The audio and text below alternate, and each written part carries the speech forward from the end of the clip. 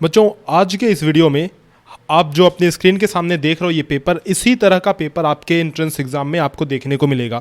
नवोदय विद्यालय के entrance exam की बात कर रहा हूँ, मैं क्लास 6 की बात कर रहा हूँ। जो पेपर आप देख रहे हो वो हिंदी मीडियम में है, लेकिन मैं इस वीडियो में दोनों मीडियम के पेपर्स को सॉल्व करवाऊंगा। आप देखो, ये तो हिंदी मीडियम में आपको पूरा का पूरा पेपर दिख रहा है आपके स्क्रीन पर। इसके अलावा मैंने हिंदी इंग्लिश मीडियम का भी पेपर रख रखा है, आपको दिखाता हूँ। अभी देखो, ये पूरा का पूरा पेपर जो है वो अपना हिंदी मीडियम में है, ठीक है। ये आप देख सकते हो, मैथ्स का सेक्शन आ गया, इसके बाद अपना ये हिंदी वाला सेक्शन है। अगर मैं इंग्लिश मीडियम के पेपर की बात करूं तो आप देखो कुछ ऐसा ही रहेगा। इंस्ट्रक्शंस इंग्लिश मीडियम में होंगे और बाकी जो मेंटल एबिलिटी के अपने क्वेश्चंस हैं, तो क्वेश्चन तो भाई वो फिगर है ना, वो तो इंग्लिश हिंदी मीडियम में हो नहीं सकता, तो वो ऐसा ही रहेगा। बाकी मैथ्स का जो क्वेश्चन है, मैथ्स के सारे क्वेश्चंस हैं, वो सभी इंग्लिश मीडियम में इस प्रकार से होंगे आपके स्क्रीन पे, देखो, है ना।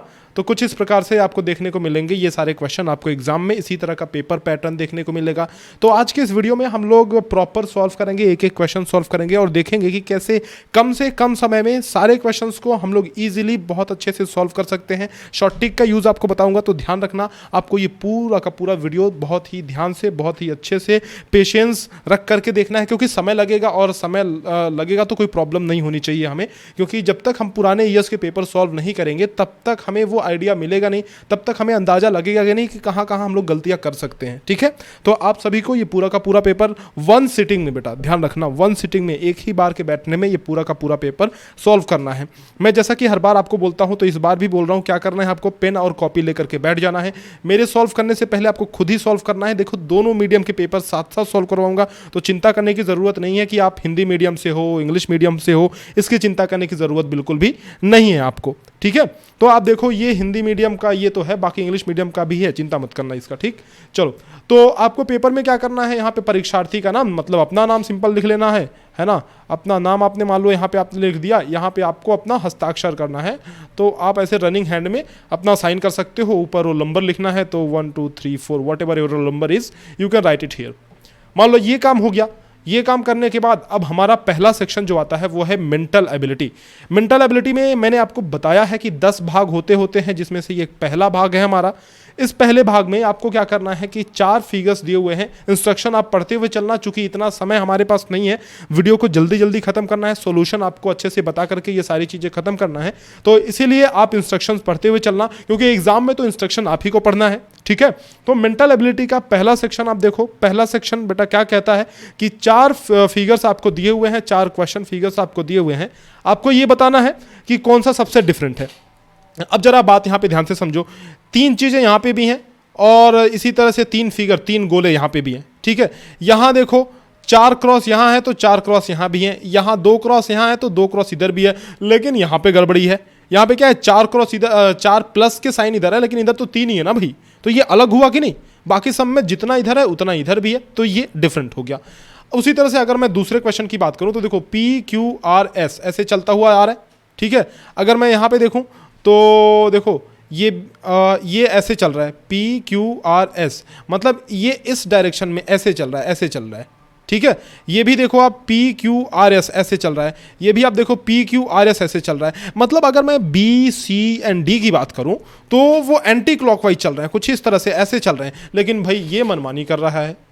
ऑप्शन नंबर ए ये मनमानी कर रहा है, ये देखो क्लॉकवाइज ऐसा चल रहा है, ये ऐसा घूम रहा है, बाकी सभी ऐसे ऐसे ऐसे ऐसे बाकी सभी घूम रहे हैं।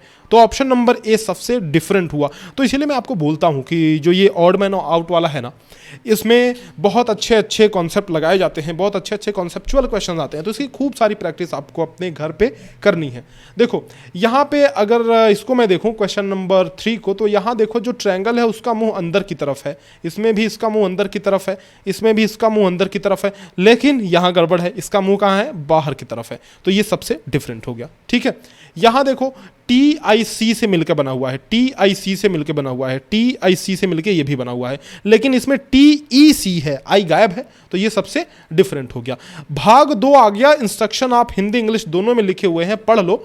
यहाँ पे बहुत सिंपल से क्वेश्चंस आपको दिए जाते हैं भाग 2 के अंदर। देखो क्या करना है, बिल्कुल सिमिलर फिगर, बिल्कुल समान फिगर जो एकदम हूबहू ऐसा दिखता हो, कैसा, जैसा कि क्वेश्चन फिगर है वैसा ही दिखता हो, उसको आपको छांटना है। तो सिंपल सी बात है, कैसे करोगे देखना बेटा कि कोई एक चीज पकड़ो और वो देख लो है कि नहीं है आंसर्स में, है ना। तो मान लो हमने इस क्रॉस को पकड़ा जो बीच में है, तो क्या यहाँ पे क्रॉस है? नहीं, तो ये खत्म हो गया।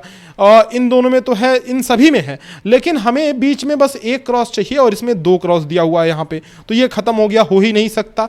बाकी नीचे देखो एक क्रॉस यहाँ पे, एक क्रॉस यहाँ पे, जो कि हमें चाहिए और है भी, तो ऑप्शन नंबर सी हमारा सही होगा। बहुत ही ईजी क्वेश्चन है, आप सभी कर लोगे इसको। देखो यहाँ पे क्या हो रहा है कि एक यहाँ पे क्या है ना कि ये इस तरह से बना करके और इसमें इस तरह से गुणे का चिन्ह है। तो आप गुणे का चिन्ह देखो किस में है बेटा, इसमें तो गुणे का चिन्ह नहीं है, ये तो प्लस है, ये तो प्लस है। अगर मैं इसकी बात करूं तो भाई ये भी गुणे का चिन्ह नहीं है, ये तो कुछ ऐसा दिया हुआ है। और आ जाओ जी, अगर मैं डी की बात करूं तो डी देखो सर्कल है, जबकि हमें क्या चाहिए? स्क्वायर चाहिए, तो स्क्वायर ये है और इसमें गुणे का चिन्ह भी है, तो ऑप्शन नंबर सी हमारा सही हो गया। ठीक है, क्वेश्चन नंबर 7 पे ध्यान दो।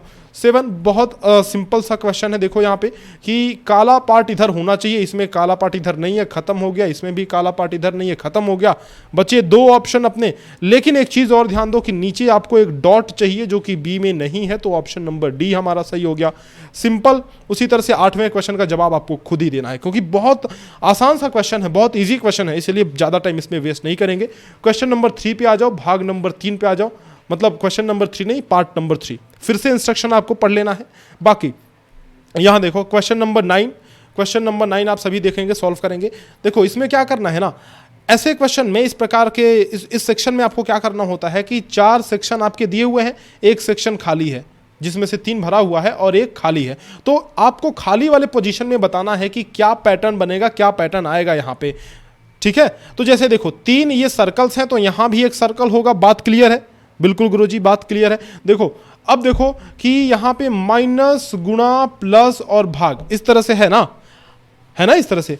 तो यहां पे चेंज क्या हो रहा है? देखो यहां पे जो भाग है मेरे ख्याल से वही इधर उधर जा रहा है। जैसे भाग एक मिनट, प्लस इधर उधर जा रहा है, यहां पे प्लस है तो प्लस यहां आ गया और भाग ऊपर चला गया।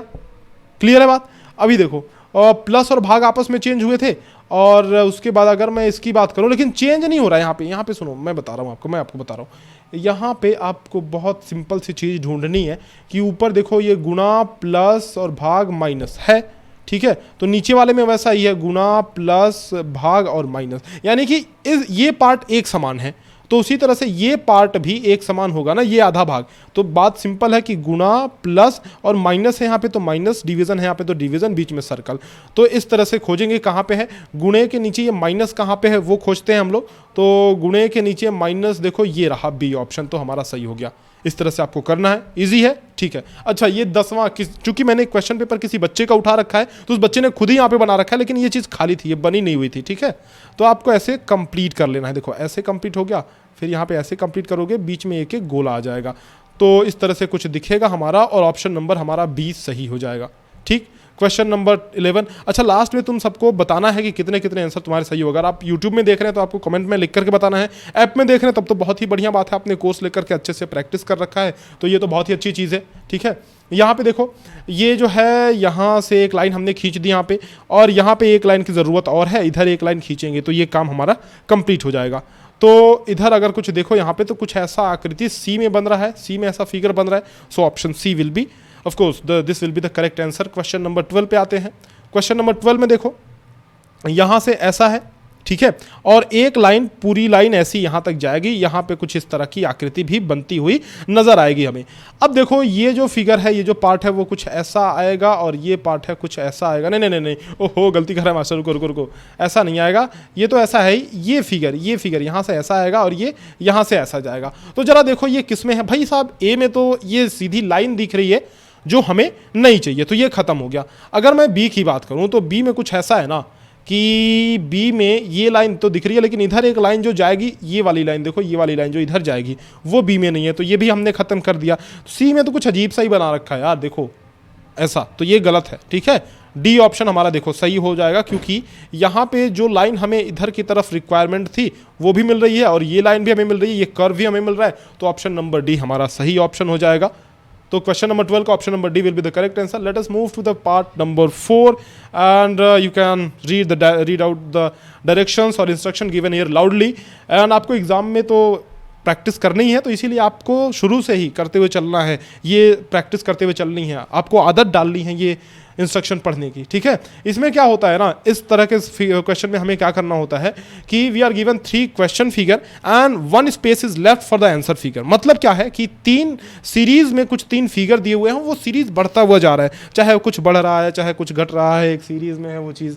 तो हमें क्या करना है, उस सीरीज को कंप्लीट करना है और बताना है कि इस क्वेश्चन मार्क की जगह पे क्या फिगर आएगा। सो नाउ सी, अब यहां पे देखो कि एक इधर से है, फिर ये 1, ये 2 हो गया, फिर ये 1 2 और 3 हो गया, फिर अगले वाले में ये 4 हो जाएगा, मतलब ये तो कंप्लीट हो जाएगा। ये बात पक्की है इतनी, ठीक है, इतनी बात पक्की है बेटा। तो चारों हो जाएगा, इतनी बात पक्की है। लेकिन गुरुजी ये तो सभी में चारों हैं, तो हम क्या करें? तो हमारा ऑप्शन क्या होगा, हमारा आंसर क्या होगा? एक बात सोचो, ये जब अकेला था तो ये क्रॉस क्रॉस इसमें है, जब ये दूसरा वाला नया बना तो इसमें ये पट्टियां आ गई, जब तीसरा वाला नया बना तो इसमें ये पट्टियां आ गई, जब चौथा वाला नया बनेगा तो ये लाइनें जो है इसमें इस तरह से आ जाएंगी और इसमें गोला आ जाएगा, ठीक है। जो नया बन रहा है, ध्यान रखो, जो नया बन रहा है उसमें इस तरह के लाइंस आ जा रही हैं, तो ऊपर इस तरह की लाइंस रहेंगी और वो जो लाइंस होगी ना, देखो वो जो लाइंस होगी वो कुछ इसी तरह से समांतर पैरेलल होंगी। तो ऑप्शन नंबर हमारा ए नहीं सही होगा, ध्यान देना, ऑप्शन नंबर हमारा बी सही होगा, क्योंकि लाइंस का ही तो खेल है सब।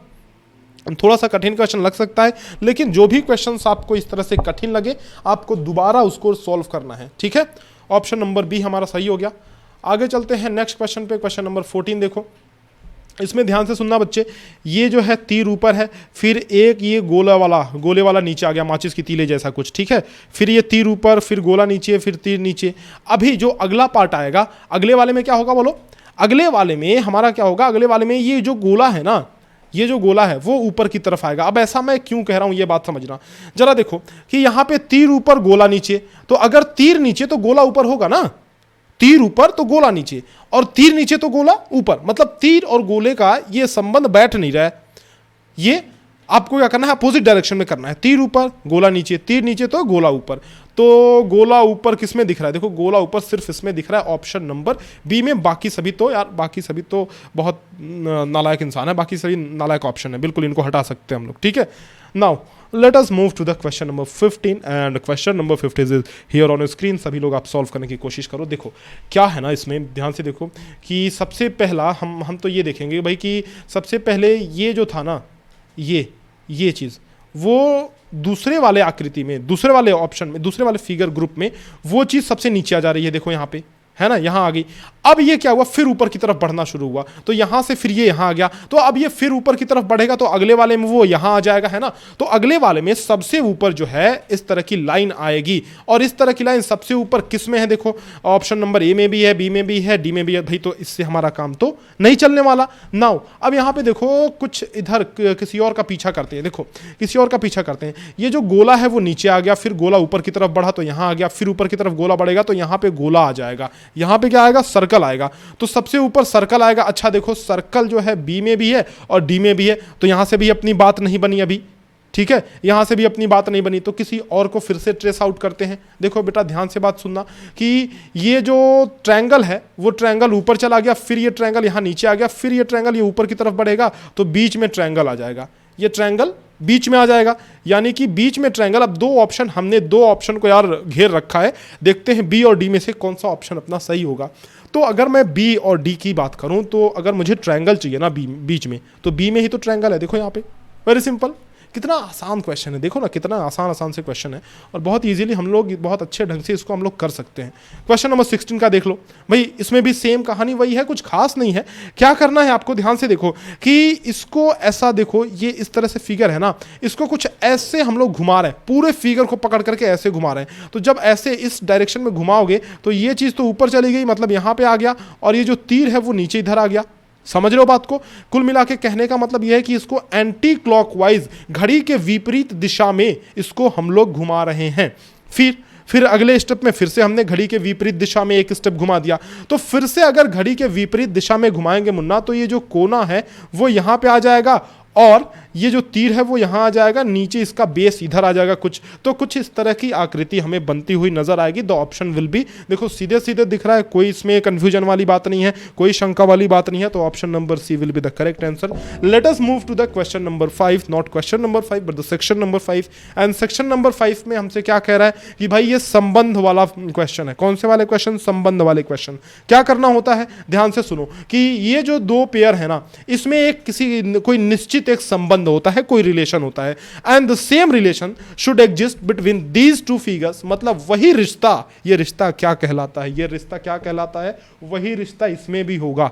क्या होगा? जो रिश्ता इन दोनों में है वही रिश्ता इन दोनों में भी होगा। बेटा देखो, अगर मैं यहाँ बात करूँ तो यहाँ देखो दो लाइंस हैं, तो वो दोनों लाइनें एक दूसरे को काटते हुए इधर इस तरह से जमा दी गई हैं।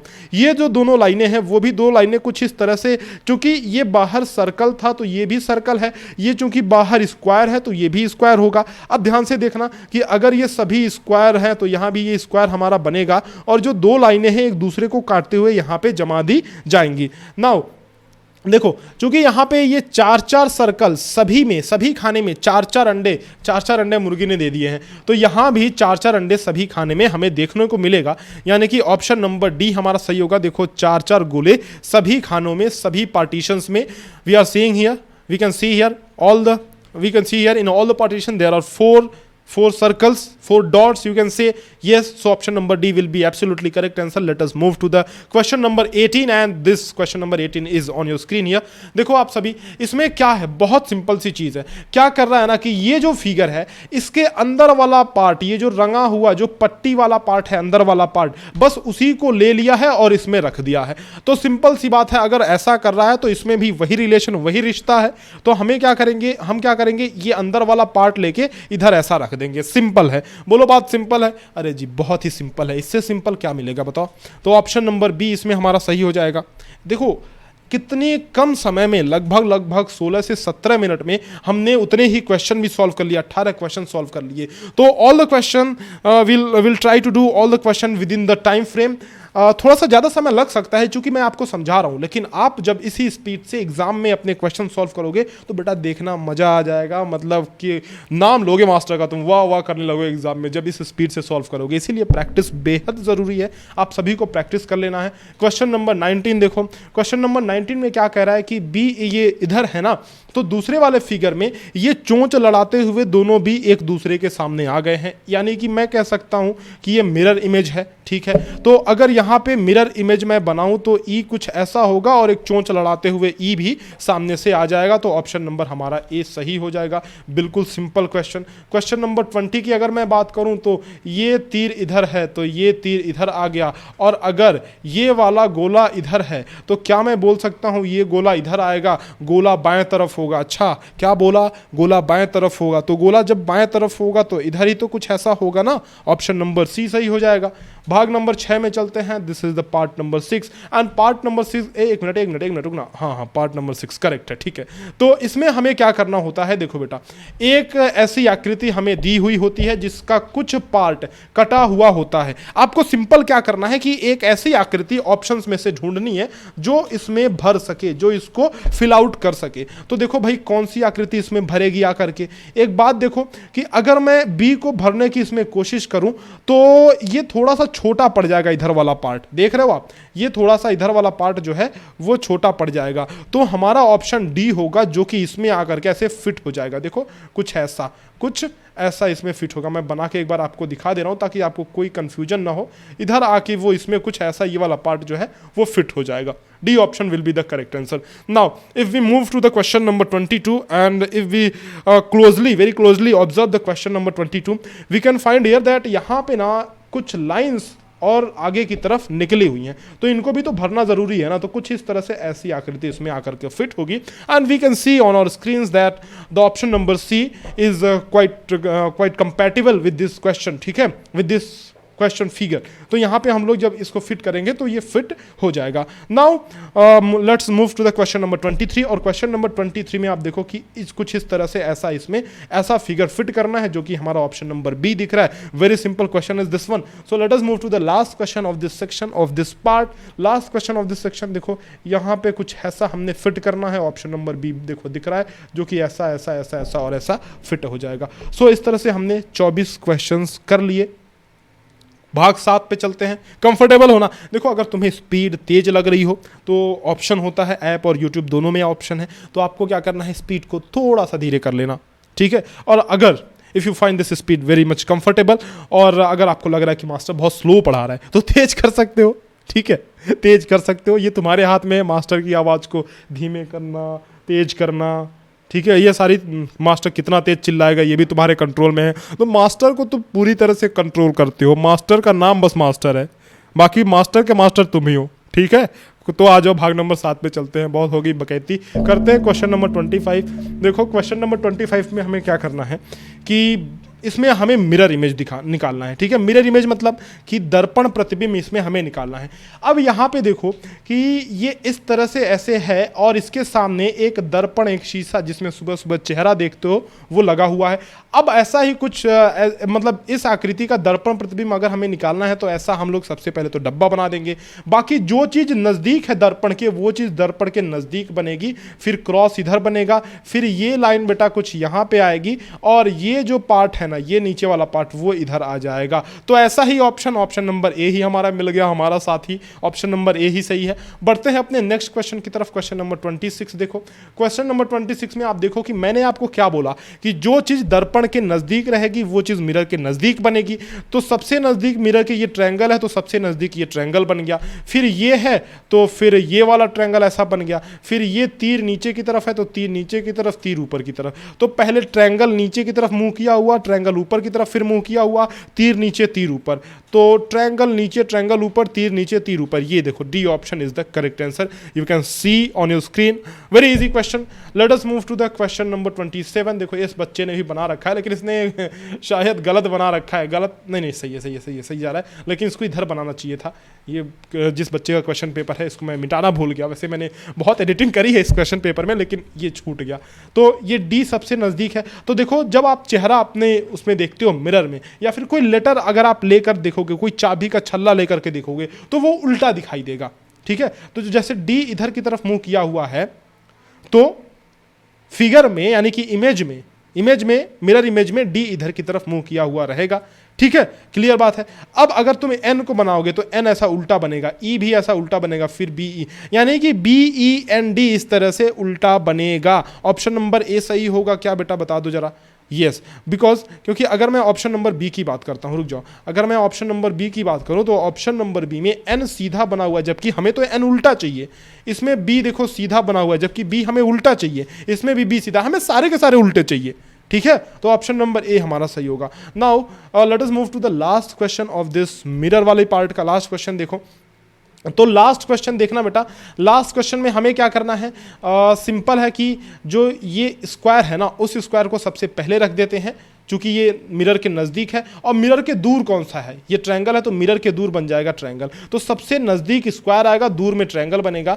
तो हमारा क्या आंसर होगा, नज़दीक में स्क्वायर दूर में ट्रायंगल। क्या हमारा ऑप्शन सी होगा या डी होगा। देखो दो ऑप्शन इस तरीके के हमारे पास हैं, तो या तो हमारा ऑप्शन सी हो सकता है और the option can be, the right answer can be D, ठीक है। तो देखो कौन सा ऑप्शन होगा, इसको ढूंढने के लिए जरा चलते हैं क्वेश्चन फिगर पे। ये जो लाइन है ना, कौन सी लाइन, ये वाली लाइन, ये कंप्लीट ऊपर से नीचे तक नहीं है, ये बस लाइन छोटी सी ही है। तो यानी कि हमें जो लाइन चाहिए दैट शुड बी स्मॉलर, ठीक है, जो छोटा ही होना चाहिए, बड़ा लाइन हमें चाहिए नहीं। इसमें देखो इतना भारी भरकम सा लाइन है तो इसको क्या करेंगे, हटा दो, खत्म करो। ऑप्शन नंबर सी पे आते हैं, ऑप्शन नंबर सी हमारा सही है because the line is smaller in this figure in this option, so the option C will be the correct answer and other properties also matching in the option number C, ठीक है। भाग 8 पे चलते हैं। भाग 8 पार्ट 8 देखो। Part 8 में बेटा बहुत इजी है। इसमें ये मेरा, वैसे मैं आपको बताऊं तो ये मेरा फेवरेट है। इसमें क्या होता है ना कि कागज एक आपको दिया हुआ होता है, कागज का टुकड़ा। कागज के टुकड़े को आपको सबसे पहले मोड़ना होता है, फिर उसमें कुछ कटिंग करनी होती है, कुछ डिजाइन वगैरह बनाना होता है। आर्टिस्ट तो तुम लोग हो ही, बाकी डिजाइन वगैरह तो बना ही सकते हो। तो डिजाइन इसमें बनाना होता है, उस डिजाइन को फिर वापस से खोलना होता है।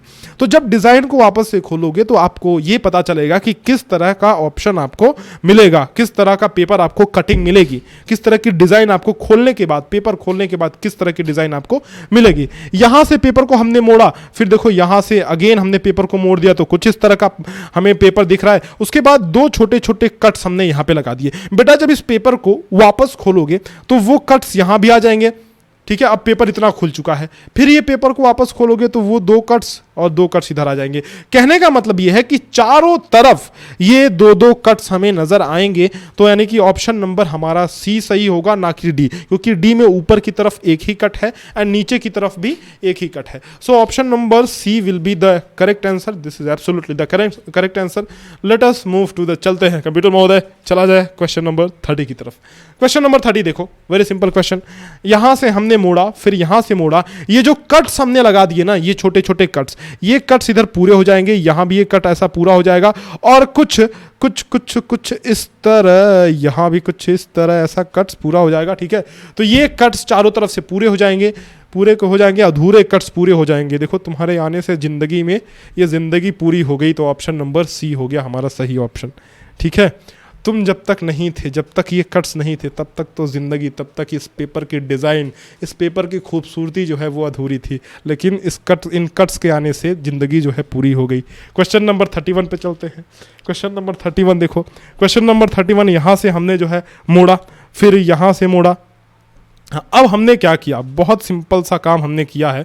बहुत कुछ अच्छा डिज़ाइन तो बनाया नहीं है, लेकिन पेपर को इधर से मोड़ करके एक छोटा सा यहाँ पे हमने लाइन खींच दिया या फिर कट लगा दिया, ऐसा कहो। तो जब इसको खोलोगे तो ये कट पूरा यहाँ तक आएगा, और जब इस पेपर को वापस खोलोगे तो ये कट इधर आ जाएगा। जब इस पेपर को फिर खोलोगे तो कुछ ऐसा ऐसा, यानी कि option number A will be the correct answer.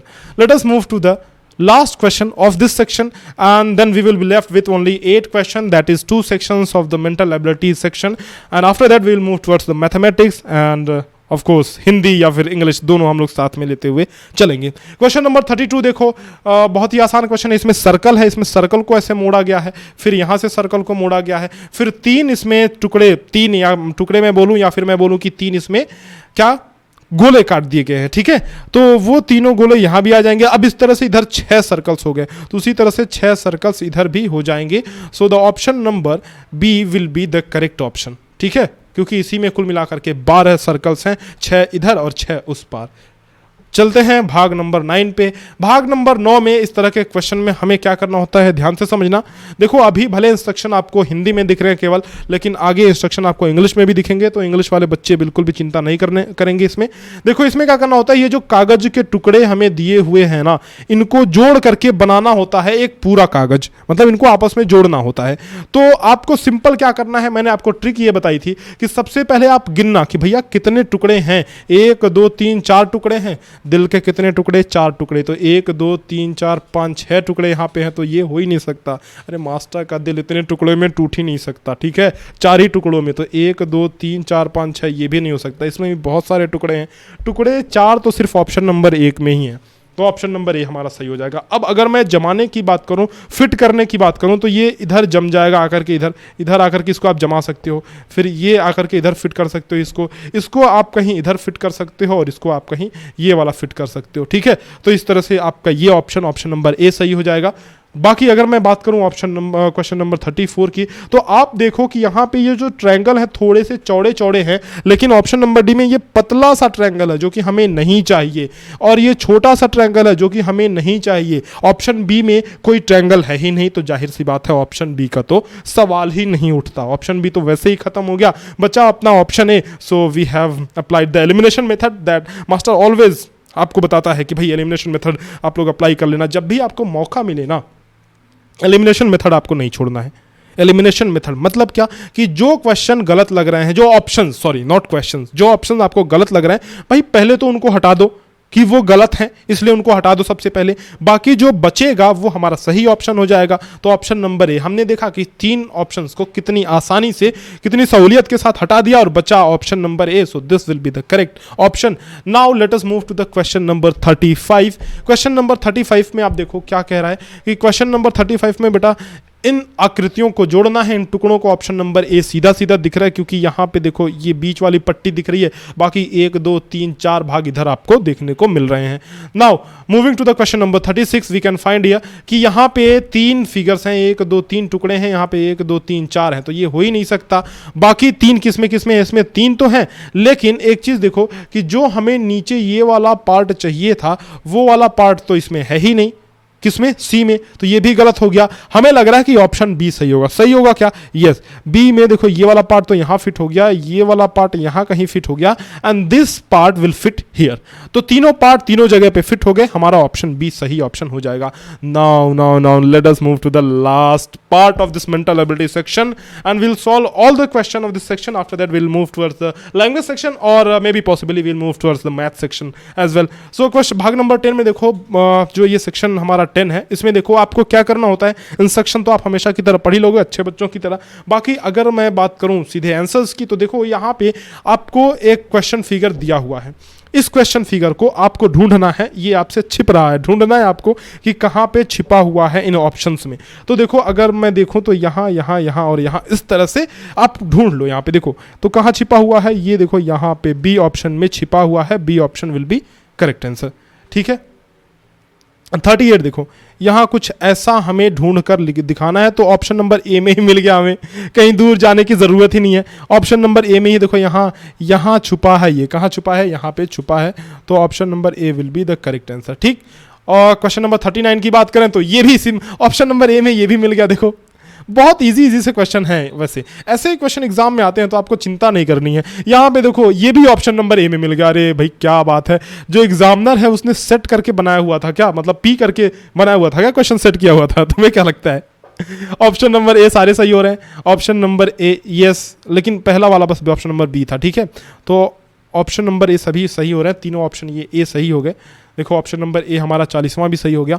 तो इस तरह से हमने कुल मिलाकर के कर लिए हैं 40 के 40 क्वेश्चन। ठीक है, मजा आया? मजा आया तो लिख दो भाई कमेंट सेक्शन में एक बार कि गुरुजी मजा आ रहा है। बहुत ही बढ़िया तरीके से आपको सॉल्व करते हुए चल रहा है। देखो अभी तक 40 क्वेश्चन यानी कि 50% नंबर, मतलब कि 50 नंबर, 40 क्वेश्चन, हर एक क्वेश्चन आप सभी जानते हो कि 1.25 मार्क्स के होते हैं। तो 40 इंटू 1.25 मार्क्स यानी कि we have earned 40 into 1.25 that is 50 marks, यानी कि हमारा अर्धशतक तो पूरा हो गया। अब हमें बढ़ना है अगले सेक्शन पे। मैथ्स बहुत सारे बच्चों को टफ लगता है, लेकिन मैं इस तरह से बताऊंगा, देखो टफ कुछ भी नहीं लगेगा आपको मैं समझाते हुए चलूंगा, आपको समझते हुए चलना है। ठीक है, उससे पहले मैं आपको बता दूं, अगर ये वीडियो ऐप में देख रहे हो तो बड़ी अच्छी बात है। यूट्यूब पे देख रहे हो, अगर आपने अर्जुन बैच ज्वाइन नहीं किया है तो आप ज्वाइन कर सकते हो, द्रोण स्कूल का कोर्स आप ले सकते हो। अर्जुन बैच हमारा चलाया जा रहा है नवोदय विद्यालय की तैयारी के लिए, तो आप बेहतरीन प्रिपरेशन अपनी अर्जुन बैच ज्वाइन करके कर सकते हो। अर्जुन बैच के अंदर ना सारी चीजें जो आपके एग्जाम के लिए रिक्वायरमेंट है सारी हैं। मैथ्स है, मेंटल एबिलिटी है, लैंग्वेज है, इन सारे के थियरी लेक्चर्स तो हैं ही, साथ ही साथ आपको मिल जाएंगे model papers, notes, previous years questions, फॉर्मूले की शीट वगैरह, तो सब कुछ मिल जाएगी जो आपके एग्जाम के लिए ज़रूरत है, वो सब कुछ यहाँ पे मिल जाएगी। अगर आप सैनिक स्कूल की तैयारी करना चाहते हैं तो आप हमारा फौजी बैच ज्वाइन कर सकते हैं। 50 मॉडल पेपर की जो सीरीज़ है वो बहुत ही काम की है एग्जाम के टाइम पे।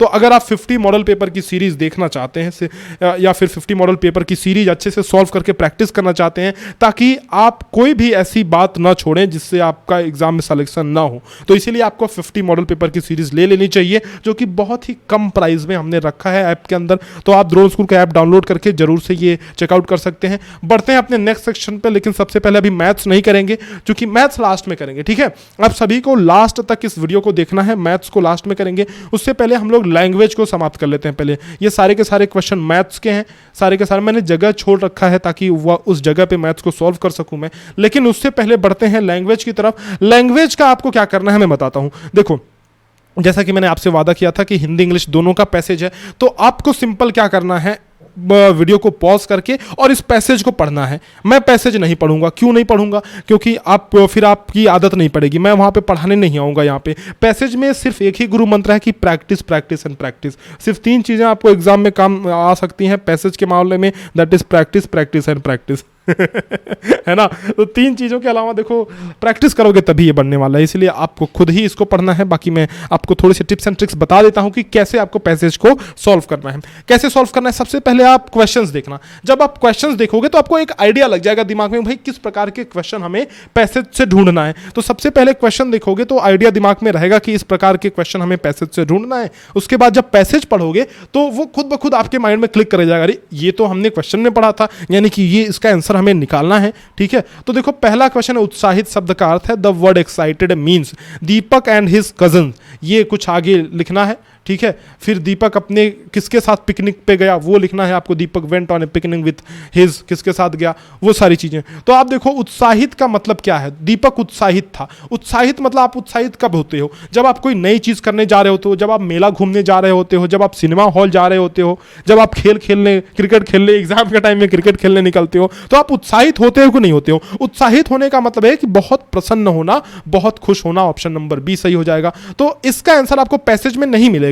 इसका आंसर आपको खुद ब खुद ऐसे आपको क्या करना है, कॉमन सेंस से ढूंढना है ना? एक्साइटेड, आप जब पैसेज पढ़ोगे तो आप ये पैसेज में देखोगे कि दीपक कहीं जा रहा है। दीपक बहुत उत्साहित है क्योंकि ये पिकनिक पे जा रहा है। कहां जा रहा है? पिकनिक पे जा रहा है। देखो दीपक कहां जा रहा है? पिकनिक पे जा रहा है। किसके साथ जा रहा है? बहन प्रिया के साथ और रिया के साथ। तो चचेरे भाई बहन प्रिया और प्रीता, सॉरी, चचेरे भाई बहन प्रीता और किसके साथ जा रहा है? प्रीता एंड रिया के साथ ये पिकनिक पे जा रहा है। कौन? दीपक। तो एक्साइटेड है, खुश है दीपक और उसके चचेरे भाई। नेक्स्ट क्वेश्चन है कि क्या हो गए, क्या गांव में उब गए या फिर क्या हुए, देखते हैं।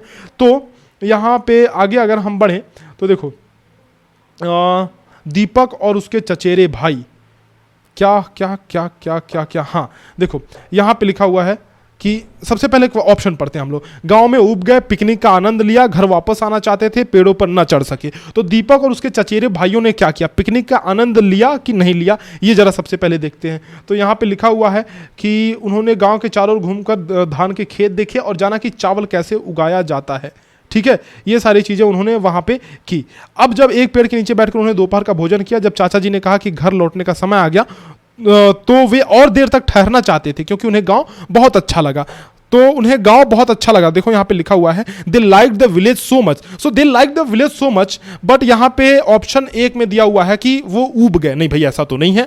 They like the village so much मतलब उन्हें गांव बहुत अच्छा लगा। तो ऑप्शन नंबर ए तो वैसे ही गलत हो गया। घर वापस आना चाहते थे, नहीं वो आना तो नहीं चाहते थे, लेकिन चाचा जी ने कहा कि भाई चल चलते हैं यार, कितना पिकनिक मनाओगे। तो ऑप्शन नंबर सी भी गलत हो गया। ठीक है, ऑप्शन नंबर डी दिया हुआ कि पेड़ों पर ना चढ़ सके। तो यहां पे लिखा हुआ भैया वो पेड़ों पर चढ़े। अरे यार, तुम्हारे जैसे बच्चे पिकनिक देखने जाए, पिकनिक मनाने जाए और पेड़ों पर ना चढ़े, हो सकता है क्या?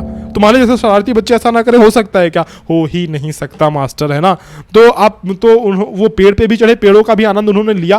तो अच्छा, ये हिंदी वाला इंग्लिश वाला नहीं दिख रहा था क्या तुम्हें? ओहो, आधा कटा हुआ दिख रहा था। चलो अभी पढ़ लो, अभी पॉज करके पढ़ लो इंग्लिश वाले, ये पैसेज पढ़ो। तो पेड़ों का आनंद तो भाई उन्होंने लिया, मतलब could not climb the tree, ये ऑप्शन गलत है। Enjoyed the picnic, yes. जब ये सारी चीज, सारी ऑप्शन हमने हटा दिया तो भाई पिकनिक को तो उन्होंने एंजॉय किया ही।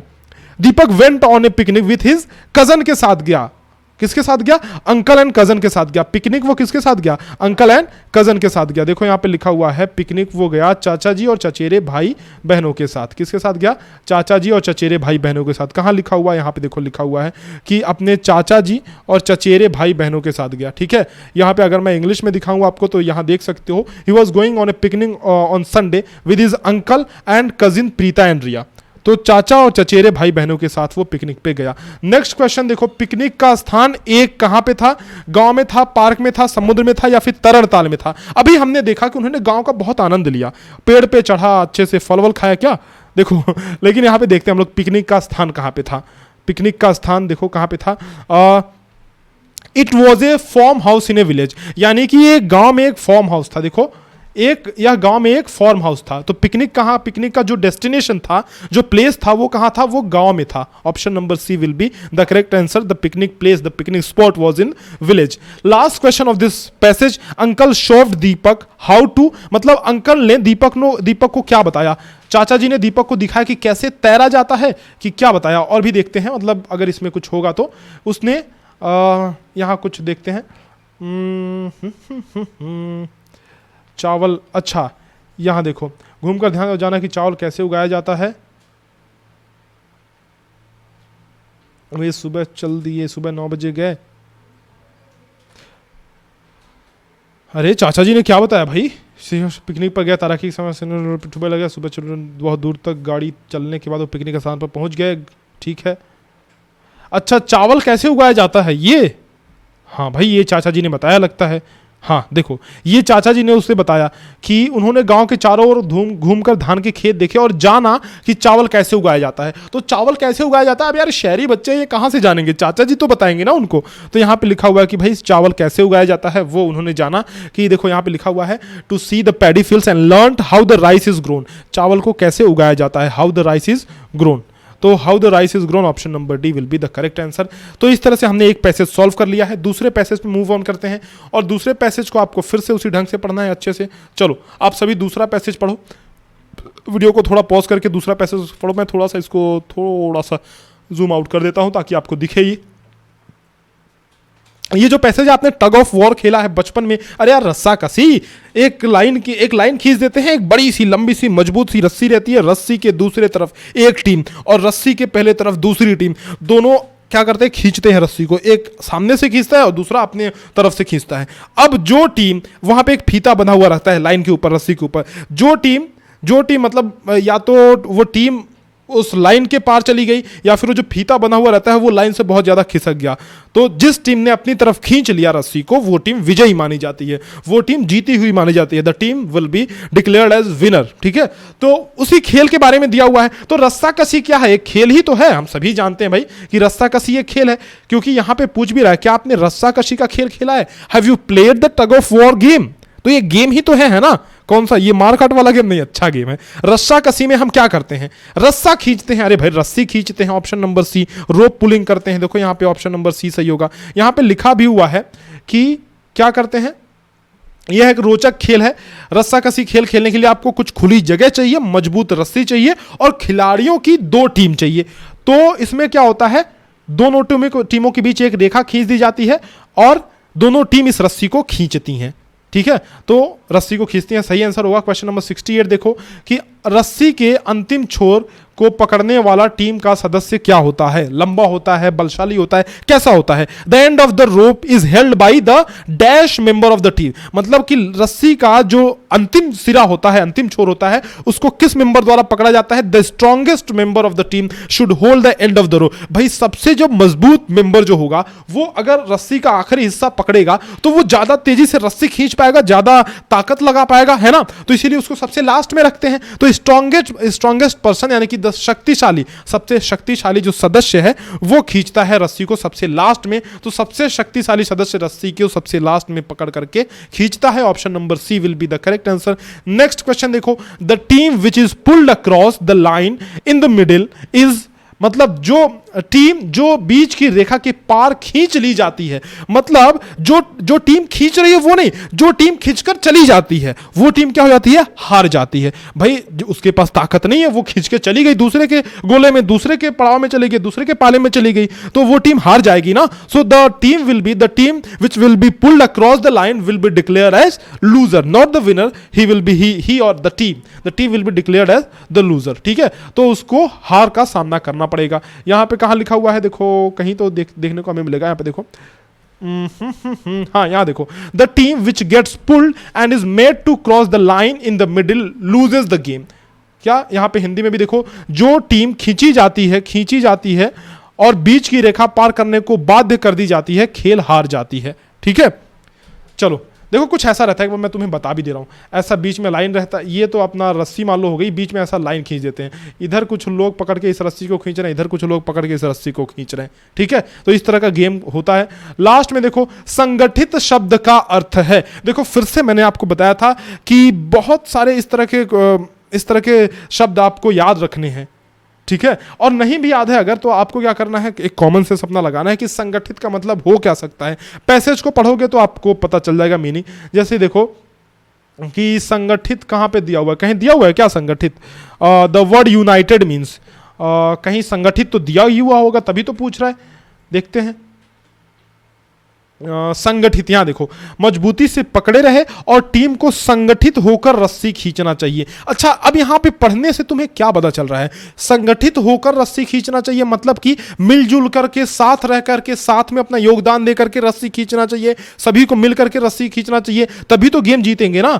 तो यूनाइटेड का मतलब मिलजुल करके ही होगा, यूनाइटेड मैनर में, ठीक है। तो यूनाइटेड का मतलब क्या होगा यहां पे देखो, मिलजुल करके, यानी कि टुगेदर, यानी कि साथ साथ। ऑप्शन नंबर ए हमारा सही ऑप्शन होगा, ठीक है। टुगेदर मतलब साथ साथ।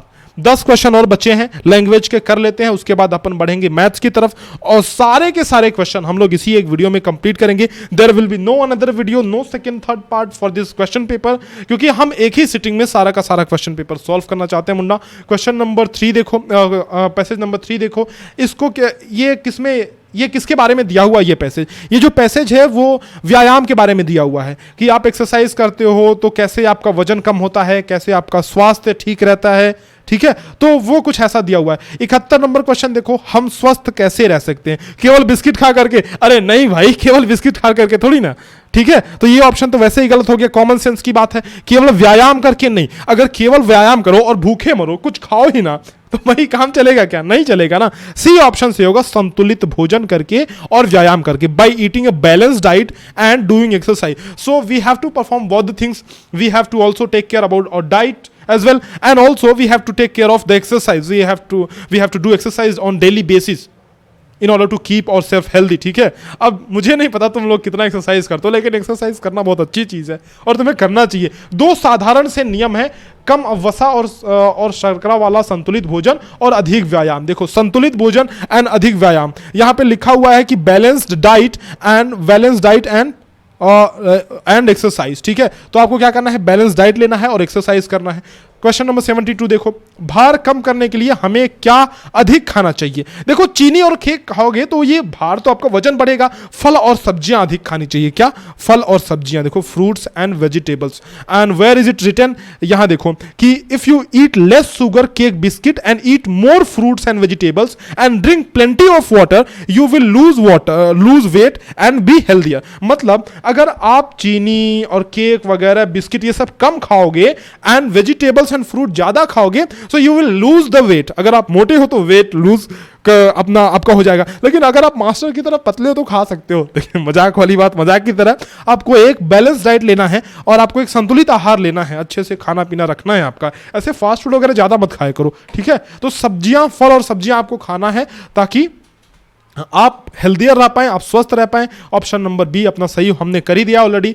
Next question, question number 3, what is asked in the question number 73? Let us see, what do we have to drink in plenty to remain healthier? मतलब हमें सही मात्रा में, काफी अच्छे अमाउंट में क्या चीज पीना चाहिए हमें हेल्दियर रहने के लिए? कोका कोला पीना चाहिए? ना जी। स्वस्थ रहने के लिए हमें क्या अधिक पीना चाहिए? फलों का रस, पानी। यस, पानी। खाली फलों का रस पी करके थोड़ी ना रह सकते हो, तो पानी हमें ज्यादा मात्रा में पीनी चाहिए। दिन में 2 से 3 लीटर 4 लीटर पानी आपको पीनी चाहिए, ठीक है। तो कहां पे ये दिया हुआ है? पर्याप्त पानी। देखो, पर्याप्त पानी आपको पीना चाहिए स्वस्थ रहने के लिए, पर्याप्त पानी आपको पीना चाहिए, ठीक है। प्लेंटी ऑफ वाटर, यहां लिखा हुआ plenty of water. Plenty of water का मतलब कि जितना हमें पानी की आवश्यकता है, जितनी रिक्वायरमेंट है, the amount of water we need, we should drink that much of water, ठीक है। So the answer will be plenty of water. Next question, and water यहां पे ट्रिक कर दें इंग्लिश मीडियम में।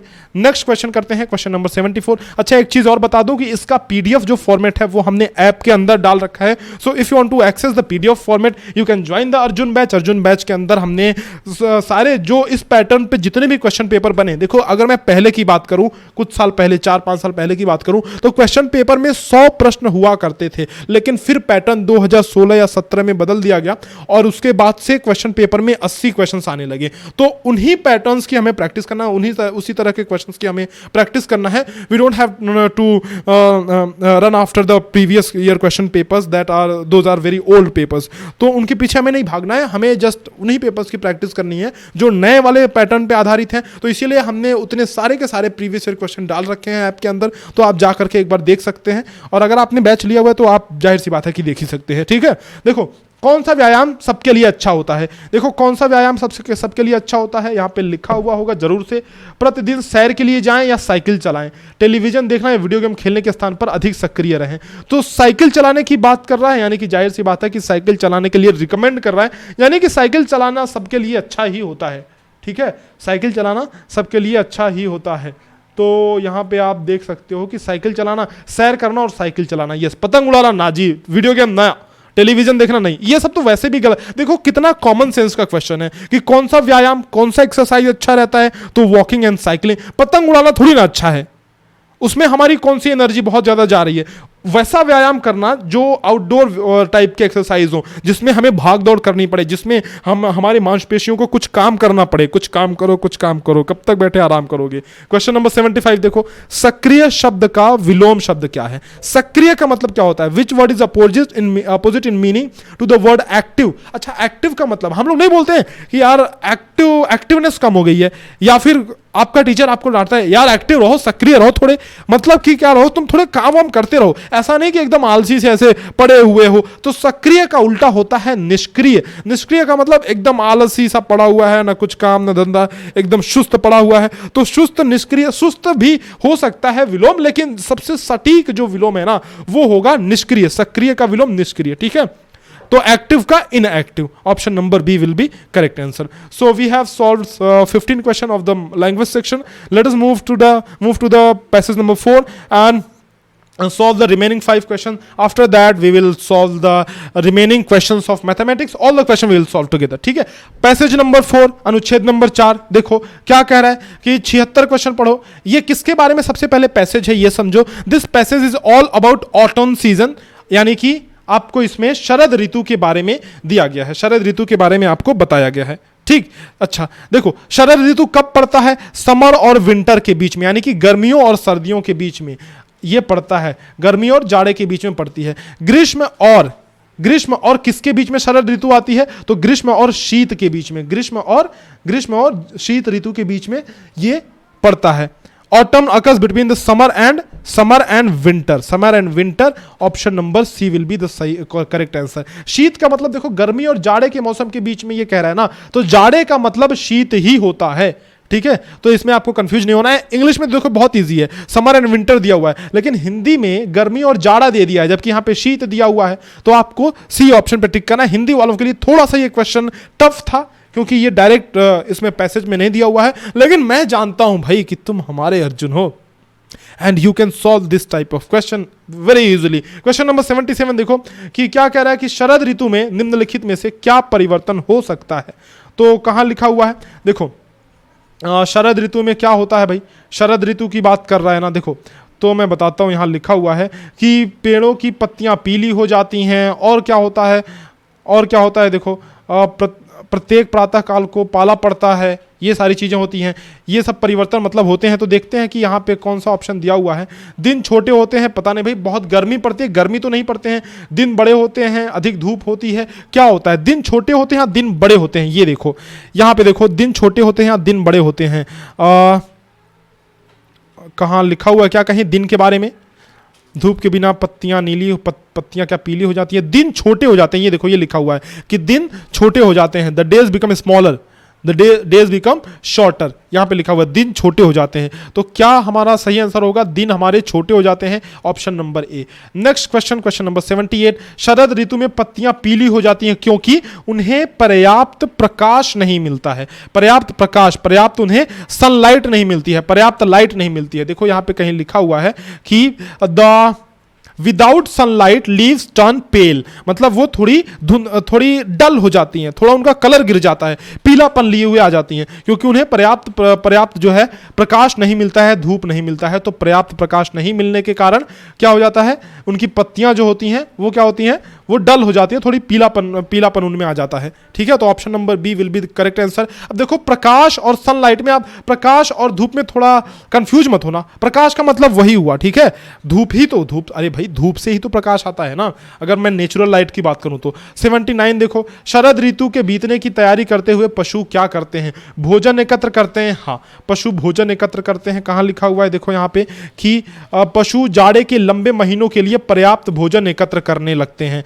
क्योंकि जाड़े में तो उन्हें भोजन मिलेगा नहीं, बहुत ठंड रहेगी, बाहर बहुत सारे भोजन उनके रहेंगे नहीं, तो इसलिए भोजन पहले से इकट्ठा कर लेते हैं पशु, जो कीड़े मकोड़े सब होते हैं, भोजन एकत्र करने लगते हैं शरद ऋतु बीतने की तैयारी करते हुए। तो स्टोर फूड यहाँ पे सही ऑप्शन अपना होगा। अगर इंग्लिश में आप देखो तो यहाँ पे लिखा हुआ है कहाँ, start storing up a food supply to last through the long winter. ठीक है, तो ये हमारा सही आंसर होगा। बिछी होती के लिए दूसरा शब्द हो सकता है, अनदर वर्ड फॉर ब्लैंकेटेड इज। बिछी होती है का मतलब क्या हुआ? अरे भाई कोई चीज अगर नीचे गिरी हुई है, ऐसे फैलाई गई है, तो उसको तो हम लोग बिछी हुई बोलते हैं ना। तो बिछी हुई का मतलब क्या हुआ कि ढकी हुई, कोई चीज ढकी हुई है, किसी चीज से कोई चीज ढकी हुई है। कवर्ड विथ, देखो जैसे यहाँ पे कहाँ पे बिछी हुई पहले है कहाँ, ये देखते हैं, उसके हिसाब से देखते हैं कि घास पर अब ओस नहीं बिछी होती, घास पर अब ओस नहीं बिछी होती। और अगर हम हिंदी इंग्लिश में देखें तो grass is no longer blanketed with due,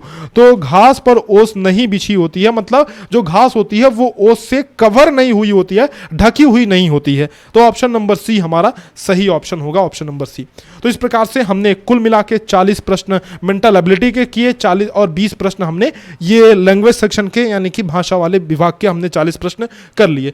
अब हम लोग बढ़ेंगे मैथमेटिक्स की तरफ। जान है मैथमेटिक्स, हमेशा बोलता हूं, तो फिर अभी चलते हैं मैथमेटिक्स की तरफ, मैथमेटिक्स को भी कंप्लीटली सॉल्व करते हैं। ठीक है, चलो जी आ जाओ। इसीलिए मैंने मैथमेटिक्स को बाद में लिया क्योंकि उसको इत्मीनान से करेंगे, बाकी ये छोटे मोटे अपने हो गए, छोटे मोटे सेक्शन, इनको मैं छोटा मोटा ही मानता हूं, मेन तो मैथमेटिक्स ही है अपना, तो मैथमेटिक्स को अच्छे से सॉल्व करते हैं। चलो देखो क्वेश्चन नंबर 41 ये रहा। फिर से याद दिला दूं कि अगर आपने बैच ज्वाइन नहीं किया तो आप बैच ज्वाइन कर सकते हैं, 50 मॉडल पेपर की सीरीज ले सकते हैं। देखो यहाँ पे लिखा हुआ है 2,02,000 को अंकों द्वारा लिखने पर प्राप्त होगा, तो 2,02,000, 2,02,000 की बात कर रहा है, तो 2 लाख के बाद फिर कॉमा, फिर 10, ये 0 मतलब 2,000 हो गया। ये देखो ऐसा कुछ हम लोग लिख लेंगे। अब जरा देखो, इकाई, दहाई, सैकड़ा, हजार, 10,000, लाख, लाख वाली प्लेस पे 2 आना चाहिए, फिर 2,000, तो बच्चे गलती कर देते हैं, 2 की जगह 20,000 लिख देते हैं, 2 के बाद यहां पे 0 लिखते हैं, लेकिन इस 2 के पहले ही 0 रहेगा। ठीक है, तो 2,02,000 हमारा सही आंसर होगा, option number C, option number C. Question number 42 पे चलते हैं। ये देखो क्वेश्चन नंबर 42, देखो 6 अंकों की छोटी से छोटी संख्या तथा 4 अंकों की बड़ी से बड़ी संख्या में अंतर है। The difference between the smallest 6 digit number and the greatest 4 digit number. 6 अंकों की छोटी से छोटी संख्या क्या होगी? 1 के बाद 1, 2, 3, 4, 5, 0, ये 6 अंकों की छोटी से छोटी संख्या हो गई। 4 अंकों की बड़ी से बड़ी संख्या क्या होगी? तो 9999, this will be the greatest number of 4 digit. इन दोनों का कह रहा है अंतर बता दो, 4 डिजिट नंबर का इन दोनों का डिफरेंस बताना है। तो अंतर हम निकाल सकते हैं ना, 10 में से 9 जा 1, 9 में से 9 जा 0, ठीक है, 0 0 ये 9, तो 9,000,001 हमारा सही आंसर होगा, ऑप्शन नंबर सी। अगले क्वेश्चन पे बढ़ते हैं, क्वेश्चन नंबर 43, बोर्ड मास का रूल याद करो बेटा, बोर्ड मास का rule. The simplification of this expression gives, simplification करने पे क्या मिलेगा? तो ध्यान से समझो कि अगर हम लोग सबसे पहले ब्रैकेट को सॉल्व करें तो यहां पे ये 6 7 ये तो 42 हो जाएगा, और ये प्लस 13 है, तो 42 प्लस 13 ये दोनों मिला करके कितने हो जाएंगे? 40 10 50 5 55 हो जाएंगे, यानी कि ये पूरा का पूरा सॉल्व होने के बाद 55 हो जाएगा, और बाहर 3 है तो 55 गुणे 3 कर देंगे। इसका मतलब इतना सॉल्व करने के बाद 55 गुणे 3 मतलब 165 हो जाएगा। तो यानी कि इसकी जगह पे हम लोगों ने 165 रख दिया। अब देखो ये ब्रैकेट के अंदर है तो 11 3 ये 33 हो गया, ठीक है। उसके बाद इधर ब्रैकेट को अगर हम लोग सॉल्व करें तो ये 4 दूना 8 हो गया, और 12 में से 8 घटाओगे, देखो माइनस है ना बीच में, तो गुणे को सबसे पहले सॉल्व करेंगे, आपको पता है 12 में से 8 घटाओगे तो 12 में से 8 घटाओगे तो 4 आएगा, तो इस पूरे की वैल्यू बेटा क्या आ गई? इस पूरे की value comes out to be 4 आ गई। अब यहां पे देखो ये बीच में भाग है तो डिवीजन का साइन यहां पे रहेगा, बीच में ये माइनस है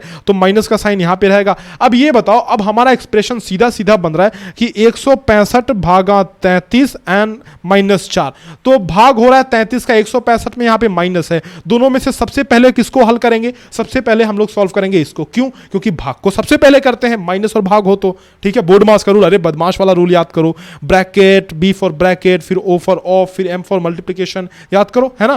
तो 33 का 165 में भाग दोगे तो ये 5 आ जाएगा, -4, 5 - 4 = 1। देखा कितना इजीली हमने बहुत से बहुत 2-3 लाइन में हमने इसको सॉल्व कर लिया। Option number B will be correct answer, 1 आएगा, ठीक है, 1। तो चलते हैं अगले क्वेश्चन पे। क्वेश्चन नंबर 44 देखो, what is the sum of the first 4 prime numbers, मतलब पहले 4 अभाज्य संख्याओं का योगफल क्या है। तो पहली 4 अभाज्य संख्याएं है कौन, 2 है, 3 है, 5 है और 7 है, यही तो फर्स्ट 4 प्राइम नंबर्स है ना। तो 2 3 5 10 7 17, हमारा डी ऑप्शन सही हो गया। कितने इजी क्वेश्चन, देखो मैं जो तुमको क्वेश्चन कराता हूं उससे कितने इजी क्वेश्चन आए हैं। तो ये सारे क्वेश्चन तो बेटा आप सभी कर सकते हो, बहुत ही इजीली वो भी कर सकते हो, है ना। क्वेश्चन नंबर चलते हैं 45 पे। देखो 12 सही 1/16 का दशमलव समतुल्य है, इसको दशमलव में हमें बदलना है। तो एक चीज ध्यान रखो जरा, मैं इंग्लिश में भी आपको दिखा देता हूं। कह रहा है कि 12 whole 1/16 is equivalent to decimal equivalent. तो एक बात समझो कि 12 सही 1/16 है, मतलब 12 तो पूरा पूरा भाग है, तो 12 को ऐसे ही रख दो, पॉइंट लगा के 1 में 16 का भाग दो, तो 16 का भाग दो 1 में, दशमलव लगाओगे 0 बढ़ेगा, तो भी भाग नहीं जाएगा, 0 लगाओगे 0 बढ़ेगा। तो अब देखो भाग जा रहा है, ये 16 25 80, 16 छक्का 96, 4 बचा 0 बढ़ जाएगा, 16 तिहाई नहीं 16 दूना 32, 8 बचा 0 बढ़ जाएगा, 16 पचे 80, 16 पचे 80, यानी कि ये खत्म हो गया। हमारा आंसर हो रहा है 0 पॉइंट, ये हमारा आंसर हो रहा है देखो 0.0625। तो 12 तो पहले से ही है, यहाँ पे 12 के बाद 0.0625, तो 12.0625 ऑप्शन नंबर सी हमारा सही होगा। तो भाग का इजी क्वेश्चन है, आपको गलत बिल्कुल भी नहीं करना है।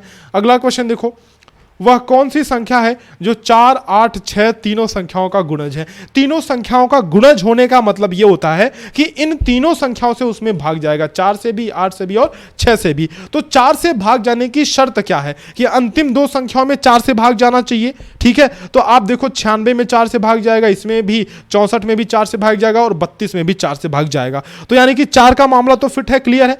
8 से भाग जाने की शर्त क्या है कि अंतिम संख्याओं में जो है, अंतिम 3 की संख्याओं में, अंतिम 3 नंबर्स में 8 का भाग जाना चाहिए, तो वो तो हमें भाग दे के देखना पड़ेगा। लेकिन उससे पहले अगर मैं 6 वाली कंडीशन चेक करूं, तो 6 का कंडीशन क्या है कि भाई जो भी संख्या 6 से डिविजिबल होगी वो 2 से भी होगी और 3 से भी होगी। 2 से डिविजिबल होने का कंडीशन क्या है कि लास्ट में 0 2 4 6 8 होना चाहिए। तो सभी संख्याएं हम देख रहे हैं कि 2 से डिविजिबल है। क्यों? क्योंकि लास्ट में 6 हैं, इसमें देखो 4, इसमें 2 हैं, तो इनमें से तो है ही ना कोई एक, तो 2 से डिविजिबल है। 3 से डिविजिबल होने की शर्त क्या होती है कि उन सभी संख्याओं के अंकों का जो समीशन होता है, जो योग होता है, वो चीज भी किससे डिविजिबल होना चाहिए, 3 से डिविजिबल होना चाहिए। तो if we add this number, अगर इसको हम लोग ऐड करें तो 3 + 9 + 6, 9 6 15 3 18, 3 से डिविजिबल है। ये देखो, यानी कि ये संख्या 6 से डिविजिबल है। ये देखो 6 6 12 4 16, ये 16 हो रहा है, ये 3 से डिविजिबल नहीं है। 5 4 9 3 12 2 14, ये भी 6 से डिविजिबल, यानी कि 3 से डिविजिबल नहीं है। तो ये दोनों तो खत्म हो गए, बचा ए और सी। अब देखते हैं कि 8 से कौन सा विभाजित है। अगर हम 696 को चेक करें तो 696 को 8 से भाग दे करके चेक करेंगे, जब 800 696 को भाग दे करके, तो 8 28 64, 5 बचा 56, 8 7 56। Yes, so this is divisible by this is divisible by all the numbers given here, so this can be the correct answer. Yes, this is absolutely the correct answer. Not could be, not can be, this is the correct answer. 390, not 396, 696, ठीक है। तो 696 हमारा सही answer है। Let us move to the question number 47। क्या कह रहा है, वह बड़ी से बड़ी संख्या जो 270 तथा 426 को भाग करने पर प्रत्येक अवस्था में 6 शेषफल देती है। कह रहा है कि इनसे भाग करें तो हर अवस्था में हमें 6 शेषफल मिलनी चाहिए। तो ऐसे क्वेश्चन को कैसे करते हैं बेटा, जरा मुझे बताओ कैसे करते हैं। आपको क्या करना है, 6 शेष बच रहा है ना, 6 शेष बचाना है ना आपको, है ना। तो आपको क्या करना है, सबसे पहले 6 इन दोनों में से घटा लेना है। 47 देखो, what is the largest number which divides 270 and 426 leaving remainder 6 in each case. कह रहा है कि इन दोनों में अगर हम लोग उस लार्जेस्ट नंबर का भाग दे तो 6 शेष बचना चाहिए। एक बात याद करो कि हमने आपको क्या बताया था कि जब भी लार्जेस्ट नंबर, बड़ी से बड़ी संख्या की बात करें, तो आपको क्या करना है, मसा निकालना है, एचसीएफ निकालना है ना। लेकिन एचसीएफ निकालने के साथ साथ ही 6 को बचाना भी है। तो 6 को अगर बचाना है, 6 रिमाइंडर बचाना है चाहिए, तो ऑलरेडी आपको क्या करना है, 6 को इसमें से घटा लेना है, ठीक है, ठीक बात है। तो 276 में से जब 6 घटाओगे तो 270 है, सॉरी 270 में से आप 6 घटाओगे तो 264 हो जाएगा, और 426 में से जब 6 घटाओगे तो 420 हो जाएगा। अभी क्या करना है, 264 और 420 का आपको एचसीएफ निकाल लेना है, मौसा निकाल लेना है। तो 264 और 420 का अगर हम लोग मौसा निकालेंगे तो 26 से करने 26, 264 ये हुआ, 10 में से 4 जा 6, 11 में से 6 जा 5, 3 में से 2 जा 156 हो गया।